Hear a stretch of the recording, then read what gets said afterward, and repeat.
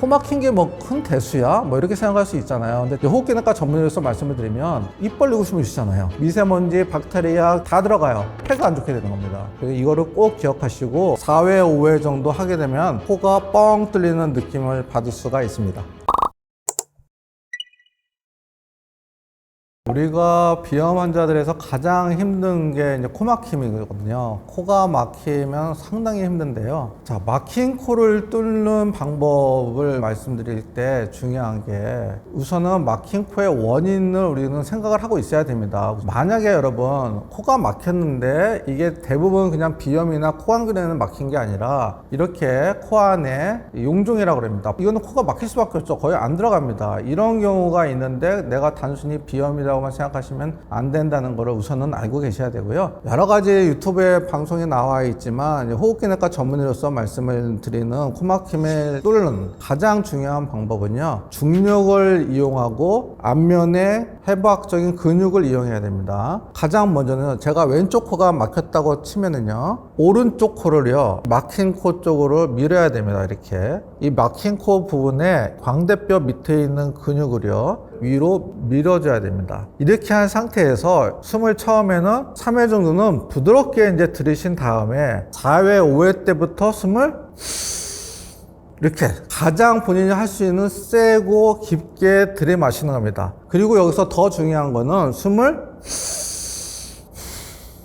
내쉬는 것도 중요합니다. 내쉴 때는 너무 세게 내쉬게 되면 귀가 먹먹해지고 심하면 고막이 나빠질 수가 있기 때문에 중간 정도로 내쉬는 게 중요하고요. 더 좋은 방법은 이제 중력을 이용해야 됩니다. 제가 왼쪽 코가 막혔잖아요. 그러면은 이 왼쪽 코 막힌 쪽이 위로 가게 아니라 옆으로 눕습니다. 옆으로 누워서 자기가 할 수 있는 만큼의 최대한의 고개를 이렇게 드는 겁니다. 이 막힌 코가 누웠을 때 가장 지면에서 높아지도록, 원래 코 막히는 건 여러분 하비 각계가 부풀어 올라서 코가 막히는 거거든요. 그럼 그쪽에 혈류량도 많습니다. 그래서 이렇게 자세를 취해주면요, 하비 각계에 집중된 혈류량이 반대편으로 흐르게 되면서 코가 막힌 원인을 해결해 주게 됩니다. 그래서 자세를 그렇게 한 상태에서 아까 말씀드린 호흡법으로 해주게 되면 그냥 똑바로 서서 했을 때보다 효과가 더 월등하다는 것을 말씀을 드리는데, 가장 중요한 거는 방향을 헷갈리시면 안 됩니다. 막힌 코가 위로 가야 됩니다. 이것을 반복적으로 4회, 5회 정도 하게 되면 코가 뻥 뚫리는 느낌을 받을 수가 있습니다.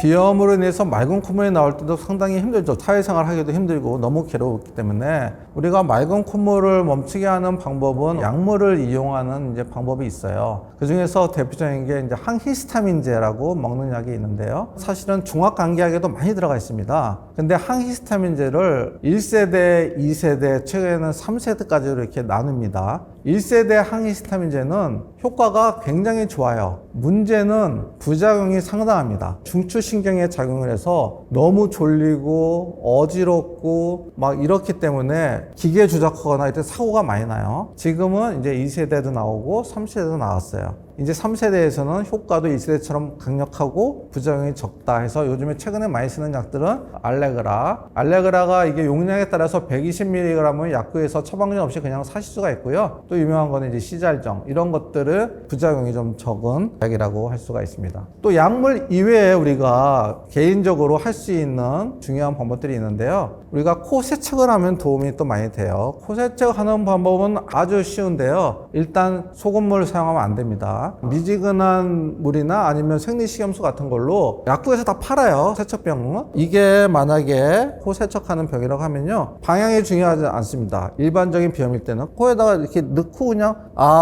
소리를 내면서 이걸 칙칙 뿌려주면 돼요. 제일 중요한 포인트는 소리를 내야지 목으로 넘어가지 않습니다. 축농증일 경우에 코 세척 방법은 각도가 중요해요. 이 경우에는 내가 만약에 왼쪽에 축농증이 있다 하면은 각도를 부비동의 입구가 코 바로 옆에 있거든요. 그래서 이 입구를 향해서 45도로 해서 하면서 딱 세척을 해줘야 됩니다. 부비동일 경우에는. 비염일 경우에는 각도가 상관이 없어요. 어쨌든 생리식염수 코 세척은 간단하면서 비염이나 코 건강에 도움이 될 수 있는데, 주의할 점은 너무 자주, 너무 많이 하게 되면 오히려 역효과가 날 수 있다는 것을 아셔야 됩니다. 왜냐하면 우리 코 점막에는요, 섬모들이 다 있어요. 외부로부터 들어오는 미세먼지라든지 바이러스, 박테리아 이런 물질들을 걸러주는 역할도 하고요. 두 번째 중요한 역할은요, 기온을 따뜻하게 해줍니다. 너무 세척을 많이 하면 점막의 섬모들이 손상을 받을 수가 있습니다. 그래서 코 세척은 보통 하루에 건강할 때는 한 번, 두 번, 만약에 비염이 심할 때는 세 번, 네 번 정도, 이 정도로 하시는 게 좋지 10번, 15번 이렇게 하시는 건 오히려 나쁜 영향을 끼칠 수가 있다라는 말씀을 드리고요.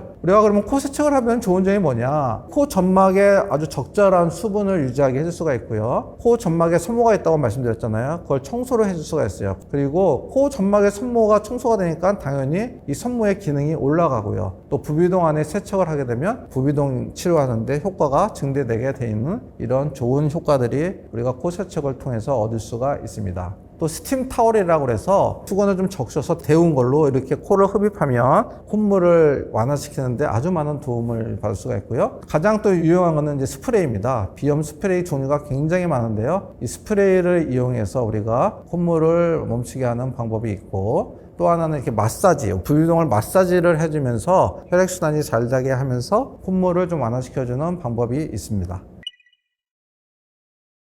비염 스프레이는 우리가 비염에 있어서 아주 대표적인 치료 방법, 약재라고 할 수가 있죠. 첫 번째는 그냥 우리가 생리식염수를 이용하는 이제 생리식염수 스프레이가 있고요. 그리고 두 번째는 여러분들이 가장 아마 선호하고 많이 쓰는 게 저 두 번째입니다. 비염 충혈 완화제라 해서 왜 이걸 가장 사람들이 좋아하냐? 일단 처방전 없이 쉽게 구할 수가 있고 효과가 너무 강력해요. 그냥 뻥 뚫립니다. 이 스프레이를 사용하면. 근데 치명적인 위험성이 있는 스프레이이기 때문에 진짜 조심해야 되는데요. 이 약물에 아주 위험한 게 뭐냐면 3주, 4주, 한 달씩 쓰게 되고 반복하게 쓰면 오히려 이 약물로 인해서 비염이 더 심해져요. 그래서 약물 유발성 비염이라고 우리가 진단을 내리게 돼 있고요. 더 심각한 경우는 코는 여기 가운데 이게 있거든요. 뚫리기도 해요. 아주 위험한 약인데 왜 사람들이 선호하느냐? 효과가 너무나 좋기 때문에. 알러지 비염인 경우에는 이 세 번째 약이 제일 좋은 약입니다. 근데 사람들이 오해를 하죠. 스테로이드가 들어가니까 사람들이 기겁을 해요. 스테로이드 오남용, 항생제 오남용이기 때문에 환자분들이나 일반인 여러분들이 스테로이드 나쁜 거야. 이런 잘못된 인식을 갖고 있어서 제가 결론부터 말씀을 드리면 스테로이드가 위험한 거는 전신적인 부작용 때문에 위험한 거예요. 이걸 우리가 로컬 스테로이드라고 합니다. 그거는 뭐냐면 국소적, 코에만 작용을 하기 때문에 위험한 전신 부작용이 없습니다. 그런데도 여러분들이 이걸 왜 싫어하냐? 이 효과가 늦어요. 저기 나오는 오트림이나 이런 거는 한 번 뿌리면 뻥 뚫립니다. 이거는 한 번 뿌리면 몰라요. 일주일이 지나야 효과가 나타나요. 그러니까 일주일 동안 매일 뿌려야지, 그래야지 코가 뚫리는 느낌을 받고 콧물이 없어지는 느낌을 받으니까, 특히 우리나라 사람들 성격 엄청 급하잖아요. 이거 안 씁니다. 그래서 저 오트리빈이나 이 완화제를 쓰는데 이게 나중에는 재앙이 될 수가 있습니다. 그래서 정말로 중요한 거는 코에 뿌리는 충혈 완화제 오트리빈 같은 거는 5일 이상 사용하면 안 됩니다. 그리고 하루에 뭐 20번 뿌린다? 큰일 납니다. 하루에 3회에서 2회 내로 하셔야 되고요. 5일 이상 하시면 안 돼요. 이거를 꼭 기억하시고, 내가 너무 답답해. 그러면 한두 번 뿌릴 수 있지만, 뚫리는데 또 막힌다. 그러면 병원을 가셔서 정확한 원인을 찾아서 맞는 스프레이를 뿌리셔야지 좋아집니다. 알레르기 비염이라는 거는 내가 그 물질에 알레르기가 있으니까 비염이 생기는 거고, 천식이 생기고 이러는 거거든요. 근데 알레르기 비염의 원인 물질 중에서 우리나라에서 가장 흔한 거는 진먼지 진드기입니다. 알레르기 비염 환자의 80% 정도가 진먼지 진드기에 알러지를 갖고 있거든요. 환자분들이 진먼지 진드기에 있어요 그러면 약간 죄책감을 가져요. 우리 집이 깨끗하지 않구나. 내가 청소도 열심히 해야겠구나. 그래서 저는 환자들한테 항상 말씀드리는 게 진먼지 진드기는 청와대에도 있고 호텔에도 있고 다 있습니다. 인간하고 같이 사는 진드기입니다. 그러니까 관리를 안 해서 그런 게 아니고 다만 청소를 하는 데 있어서 본인이 하지 말고 진먼지 진드기 전문 청소하는 업체들이 너무 많습니다. 그런 업체를 통해서 1년에 주기적으로 한두 번 정도는 진먼지 진드기를 청소해줘야 됩니다. 청소해줘도 100% 없앨 수는 없습니다. 인간은 진먼지 진드기와 같이 살게 돼 있어요. 그러면 이걸 진짜 근본적으로 난 치료하고 싶다, 해보고 싶다. 그럴 경우에 하는 게 이제 면역 주사 치료라고 있습니다. 이거는 3년에서 5년 정도 주사를 계속 맞아야 되고 되고 비용도 좀 비싸고 효과도 한 70% 정도이기 때문에 어쨌든 그래도 근본적인 완화는 이런 원인 물질 회피하고 면역 치료할 수 있다, 이런 게 있고요. 그럼 근본적인 치료도 중요하지만 그래도 치료하는 데 있어 가장 저비용으로 가장 효과가 좋은 거 하나만 고르자 하면은 바로 스테로이드 비강 분무기예요. 이게 알러지 비염에서는 그냥 넘버 원입니다. 정말 이 알러지 비염이 너무 심할 때는 스테로이드를 먹을 수도 있어요. 아주 단기간에. 하지만 꾸준하게 치료할 때 가장 중요한 거는 스테로이드가 들어가 있는 비염 분무기. 이거는 무조건 알러지 비염에서 최고다. 천식일 때도 스테로이드가 들어가는 흡입제가 최고다. 이거를 여러분들이 인식을 바꾸는 게 가장 핵심이라고 제가 강조를 드리고 싶습니다.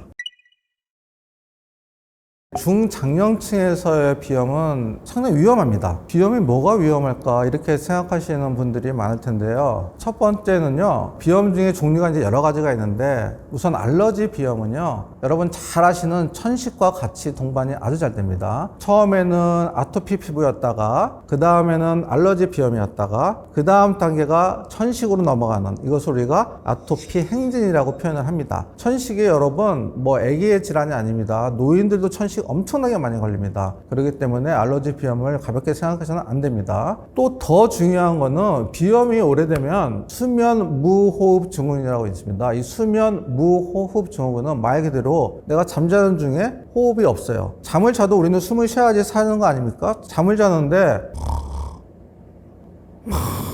이렇게 수면 무호흡이 20초인 사람도 있고 30초인 사람도 있고 심하면 1분인 사람도 있습니다. 이 무호흡 증후군이 오래되면 오래될수록 뇌에 문제가 생기고요, 심장에 문제가 생겨서 상당히 위험합니다. 50대에 급사하는 분들 중에서 심근경색으로 급사하시는 분들이 많고요, 이 수면 무호흡 증후군이 그 원인이 많이 있습니다. 그래서 정말로 위험한 거기 때문에 비염을 반드시 치료를 해야 되는 아주 중요한 이유가 되겠고요. 또 비염의 범위를 좀 넓힌다면 만성 부비동염이 동반되는 경우가 있는데, 이 만성 부비동염은 또 기관지가 영구적으로 확장돼 버리는 기관지 확장증하고 아주 밀접한 관련이 있습니다. 이런 것도 염두에 두고 병원에 가서 진찰을 받아보시는 게 굉장히 중요하고요. 네 번째는 아주 특이하지만 동양인에게 많습니다. 범발성 새기관지염, 좀 어려운 용어인데요. 기도가 내려오다가 요 가슴에서 기관지로 나뉩니다. 근데 여기서 끝나는 게 아니라 이 기관지보다 더 가느다란 기관지를 우리가 가늘 새자에서 새기관지라고 표현을 하는데, 이 새기관지에 염증이 생긴 건데 범발성, 모든 새기관지에 염증이 쫙 생겨버리는 병이 있어요. 범발성 새기관지염이 바로 부비동염이 있는 사람이 잘 생겨요. 그러니까 부비동염은 아주 흔하지 않습니까? 방치해두거나 부비동염이 있는데 난 숨이 차지? 요즘에 좀만 걸어도 숨이 차 라고 하면은 여러분 반드시 그냥 내과에 가시면 안 되고 호흡기 내과에 가셔가지고 정밀하게 진단을 받아보셔야 하기 때문에 굉장히 이런 팁이 여러분 중요합니다. 그리고 또 하나, 이건 유명하고 뭐 너무나 잘 아시는 얘기지만 비염이 있으면 혈압이 올라가요. 혈압 조절이 안 돼서 또 여러 가지 뇌혈관 질환이 올 수가 있고 심혈관 질환이 올 수 있기 때문에 비염이 아주 가벼운 질환이라고 생각할 수 있겠지만 중장년층에서는 굉장히 위험한 하나의 사인일 수가 있기 때문에 가볍게 생각해서는 안 된다라는 것을 제가 강조드리고 싶습니다.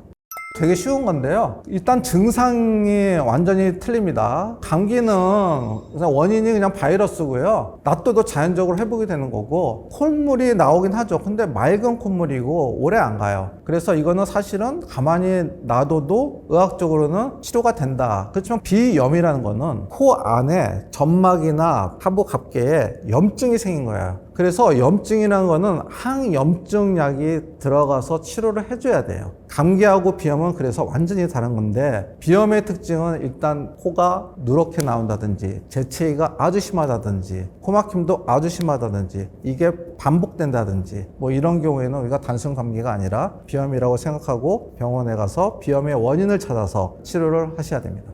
감기는 내비둬도 낫습니다. 감기이기 때문에. 그렇지만 이제 괴로우니까 코감기를 빨리 나을 수 있는 팁들을 드리면, 코를 좀 제대로 푸는 것도 중요해요. 그래서 코를 그냥 푸는 것보다 코감기가 양쪽으로 오는 경우보다 콧물이 한쪽으로 오는 경우가 많거든요. 그러면 반대편을 막고 코를 푼다든지 뭐 이런 방법들도 있고요. 그리고 따뜻한 물에 수건을 적셔가지고 이렇게 코에 대고 들어 마시는 방법들도 있고, 그 다음에 빨리 낫기 위해서는 그냥 약을 또 먹을 수가 있어요. 근데 여기서 또 되게 중요한 걸 여러분들이 아셔야 되는데, 그냥 약국 가서 코감기약 주세요 하면 약사님들이 줘요. 근데 그 안에 있는 성분들이 슈도에페드린이라는 성분이 무조건 들어가 있습니다. 근데 이거를 먹으면 콧물이 정말 금방 또 없어지기도 하고 코 막힌 것도 뚫리기도 해요. 그런데 이 약에 아주 또 치명적인 무서움이 있습니다. 이 약에 알러지가 있는 경우가 있어요. 피부가 막 발진이 나는 거를 지나서 고름처럼 피부가 막 되는, 너무나 위험한, 생명이 위험해질 수도 있기 때문에 이럴 경우에는 빨리 병원에 가셔야 됩니다. 내가 그냥 두드러기다 이렇게 생각하시면 안 돼요. 또 50세 이상, 60세 이상 남자분들이 아주 잘 들으셔야 될 거, 감기약을 먹고요. 소변이 안 나와요. 특히 70대 이상 분들은 전립선 비대증이 있기 때문에 저 슈도에페드린이라는 성분이 전립선 비대증이 있는 분들에게는 소변 나는 거 확 막아버려요. 그래서 어떤 분들은 정말 방광이 터질 정도로까지 되는 분들이 있기 때문에 노인분들, 가끔은 여성분들도 그렇지만 남자들은 60대 이상은 정말 조심해야 됩니다. 더구나 전립선 비대증 약을 먹고 있는 분들 조심하셔야 되고요. 코감기 약을 함부로 먹지 마시고, 먹더라도 한 알이나 반 알 정도. 그리고 또 하나, 여러분들 코 막힌 게 뭐 큰 대수야? 뭐 이렇게 생각할 수 있잖아요. 근데 호흡기내과 전문의로서 말씀을 드리면, 코가 막히는 건 큰 문제가 아니지만 우리가 코 막히면 어떡하죠? 입 벌리고 숨을 쉬잖아요. 자, 입을 벌리고 숨을 쉬면 어떤 일이 벌어지느냐? 입안에는 필터가 없어요. 미세먼지, 박테리아 다 들어가요. 이게 호흡기까지 다 들어가잖아요. 그러면 우리 몸에서 이제 진균, 세균 이런 것들과 반응을 하게 되고 감염이 일어나게 되고 기관지가 안 좋게 되고 폐가 안 좋게 되는 겁니다. 그래서 우리가 코로 숨 쉬는 게 중요한 게, 호흡기의 방어선의 가장 최전선에서 딱 경계 근무를 쓰고 있는 초청수예요. 경계 근무가 없어지면 바로 적군이 들어왔을 때 본부가 망가질 수 있는 거예요. 그래서 코 막힘이 중요하다. 코가 막힌 거는 어떻게든 해결을 해줘야지 내 폐도 지킬 수가 있다는 인식을 갖는 게 굉장히 중요하다고 생각합니다.